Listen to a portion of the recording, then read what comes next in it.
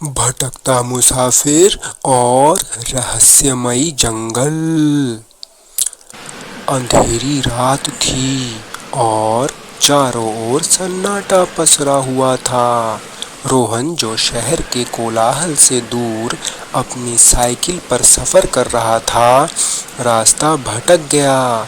सड़क के किनारे के पेड़ घने होते जा रहे थे और धीरे धीरे रोशनी गायब हो गई। उसे एहसास हुआ कि वह एक गहरे जंगल में पहुंच चुका है। साइकिल से उतरकर उसने चारों ओर देखा। पत्तों की सरसराहट, अजीब सी आवाज़ें और हवा में घुला अजनबीपन उसे बेचैन कर रहा था। उसकी जेब में एक टॉर्च थी, जिसे जलाकर उसने रास्ता खोजने की कोशिश की। तभी उसकी नज़र ज़मीन पर एक चमकदार चीज़ पर पड़ी। वह झुका और देखा कि यह एक बड़ा अंडा था, जो किसी साधारण पक्षी का अंडा नहीं लग रहा था।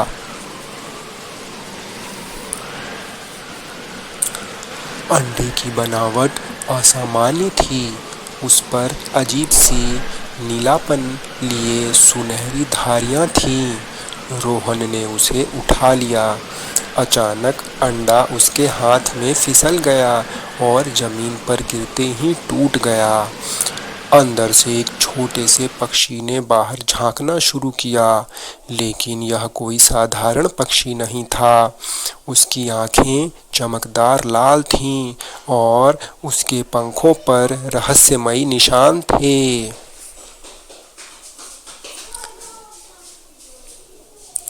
पक्षी ने पहली बार रोहन को देखा और रोहन ने महसूस किया कि यह पक्षी उसकी हर भावना को समझ सकता है।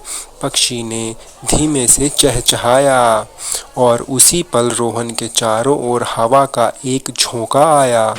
पेड़ों की शाखाएं जोर से हिलने लगीं और आसमान में काले बादल छा गए।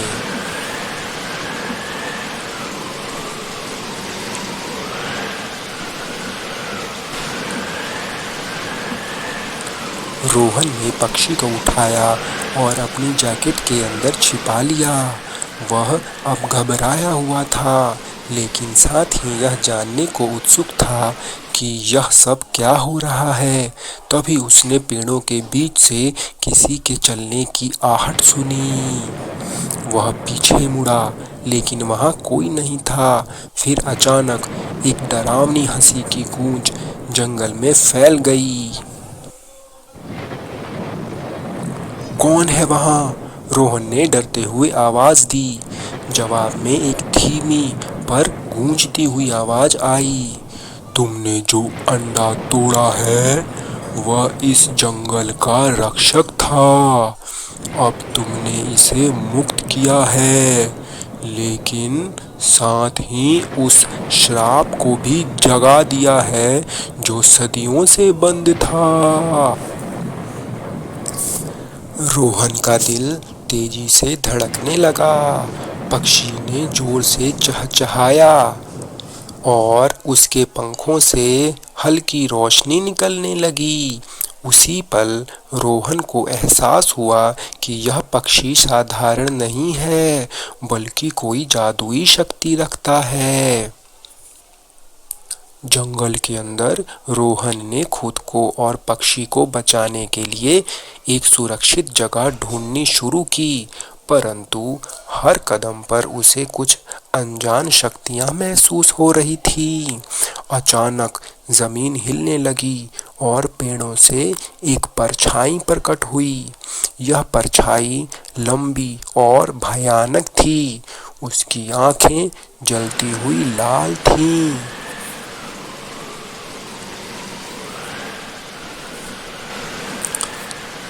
तुम्हें यहाँ नहीं आना चाहिए था, परछाई ने गरजती आवाज में कहा।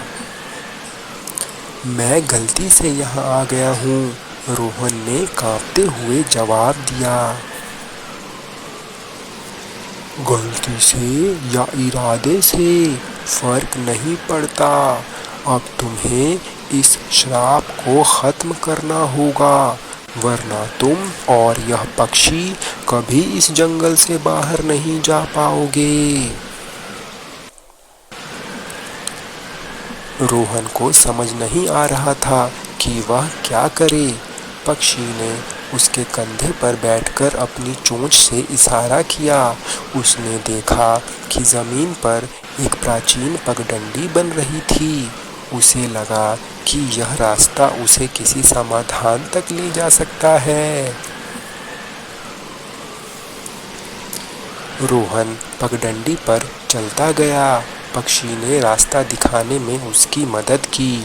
कुछ देर बाद वे एक पुराने खंडर के पास पहुँचे। वहाँ एक पत्थर की बेदी पर कुछ लिखा हुआ था। रोहन ने पढ़ा, जंगल का श्राप केवल तब टूटेगा जब तुमने जो लिया है उसे यहीं छोड़ के जाओगे। अचानक खंडर के अंदर से तेज रोशनी निकली और वही परछाई प्रकट हुई। परछाई ने कहा, अगर तुम इस पक्षी को यहीं छोड़ के नहीं जाओगे तो यह पक्षी भी मारा जाएगा और तुम हमेशा के लिए इस जंगल में कैद हो जाओगे। रोहन को समझ नहीं आ रहा था कि सच्चाई क्या है। तभी पक्षी ने अपनी चोंच से ज़मीन पर कुछ खुरच कर बनाया। वह एक प्रतीक था जो अंडे पर बने निशानों जैसा दिखता था। रोहन ने महसूस किया कि यह पक्षी इस जंगल का हिस्सा है और उसे यहाँ से बाहर ले जाना गलत होगा।